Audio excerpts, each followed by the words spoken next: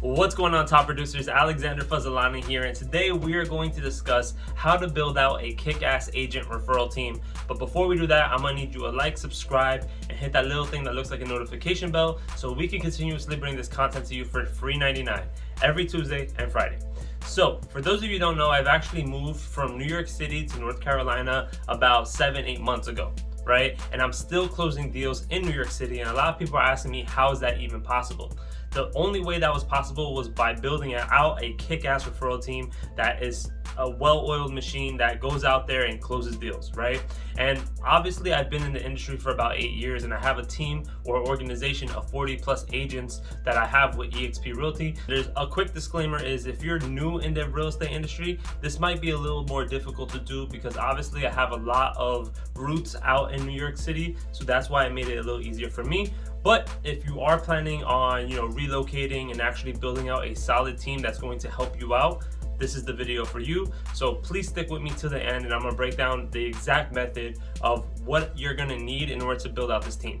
So the first thing that you're going to need is a solid lead generation source.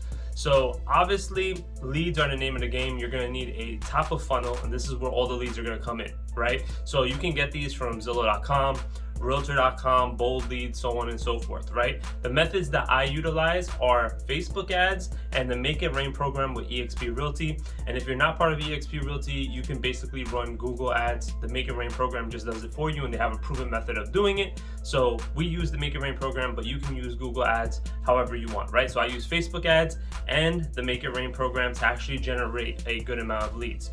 For those of you who don't know, actually, if you partner with a mortgage professional, they can pay up to 49% of your marketing. So that might be a good partnership to make. So that's the first thing you're gonna need, some type of lead generation source. You're gonna need abundance of leads, right? So obviously in order to feed a team, you're gonna need a good amount of leads coming into the pipeline, right? Which leads us to number 2, which is you're going to need an ISA, an inbound sales associate, or a lead coordinator. Right? So for my team, we have a lead coordinator because I have a buyer's agent who's so good on the phones that I would rather him convert the leads rather than obviously, handing it out and training a virtual assistant.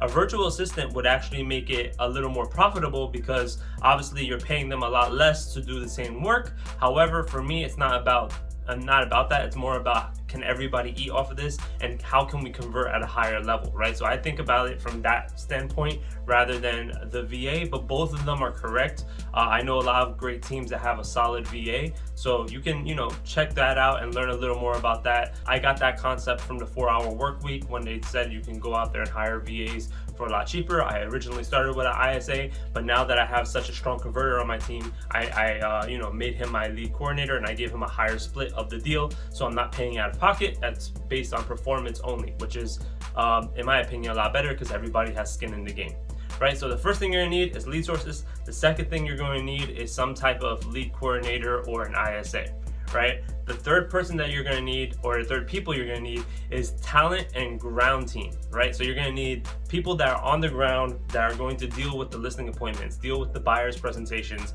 and actually go out there on the showings, put out offers, and negotiate the deals.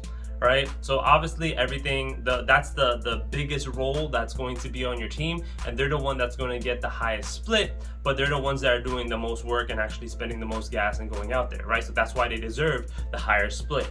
So that's what you're going to need. You're going to need some talent on the ground, and that is hard to find, right, guys? I've been in the industry for 8 years, and I've been searching for maybe 5 of those years for a solid team member, and that's actually where I got my lead coordinator, just FYI.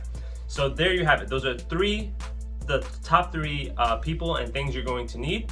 And then the fourth is you're going to need policies and procedures. Okay, so I actually like to say that procedures equal paper, right? So if you have solid policies and procedures, that's gonna make you a lot of money, right? Everybody needs to know exactly what their role is. So when the lead comes in, who's actually handling that lead? So obviously the lead coordinator is gonna handle it. Their policy and procedures that they have to reach out to this person within 5 to 10 minutes of actually receiving that lead. Then they're gonna put them on a follow-up flow that we create, so on and so forth, right? So they know exactly what they're gonna do, and then they're gonna hand it off into the ground team, who's going to go out there and actually do the first physical appointment via Zoom, and then actually take them out on showings, right? And everybody has a role, and everybody knows exactly what they're going to do, right? So you're going to need some policies and procedures. Then number 5 is you're going to need some type of closing coordination, right? So the reason why I didn't mention this a little earlier is because this depends on what state you're on. If you're in a state that is a title state, right? So someone that, you know, you close through a title company and the realtors are in charge of the contract, so on and so forth, you're going to need some type of closing coordinator, someone that's going to coordinate the inspections, the appraisals, so on and so forth, right? So you're going to need someone that does specifically that job. Obviously, in the beginning, if you're still building out your team and you're new, you're probably going to take on this job, right? And they're going to close out the sky slope file and so on and so forth, right? If you have sky slope. But basically, they're going to gather all the paperwork and close the file as well, so everybody can get paid. So that's kind of that end. We're in New York City, so obviously in New York City, we're an attorney state, so the attorney usually handles a majority of the closing coordinating for us, right? So we actually do the inspection and get the inspection done, and then we hand it off to an attorney who actually goes throughout almost the whole deal, and we're kind of there just showing support throughout that process, right? So that's what you're gonna need. You're gonna need some type of lead generation source. You're gonna need an ISA lead coordinator. You're going to need a ground team, someone that's on the ground. You're going to need a closing coordinator, and you're going to need policies and procedures, which leads us to the last thing you're going to need, which is an exit plan and scalability strategy. All right, so obviously, if you're planning on stepping at production and actually just managing this team, you're going to need some type of exit plan in order to do so. Obviously, when you're new and you're just like starting out, you're going to be playing a lot of the roles, you're going to be wearing a lot of the hats.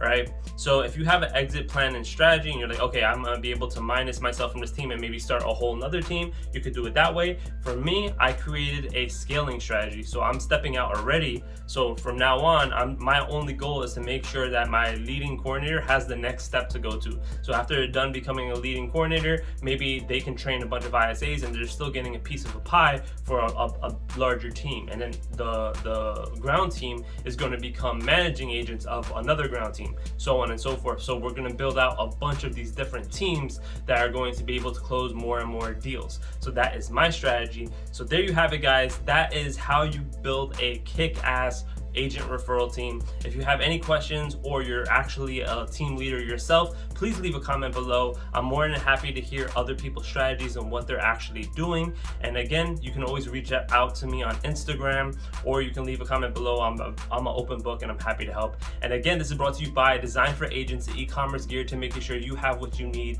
in order to succeed. So the first thing I mentioned was Facebook ads. If you want to learn a little more about how to run Facebook ads, or you've never done it yourself, you can actually take a free course at Design for Agents. It's on the top little bar, so it's free $99. It gets sent to your email, and you're able to actually learn how to actually start a Facebook ad from scratch. So go check that out, guys, and scale your business to the point where your bank account looks like a phone number.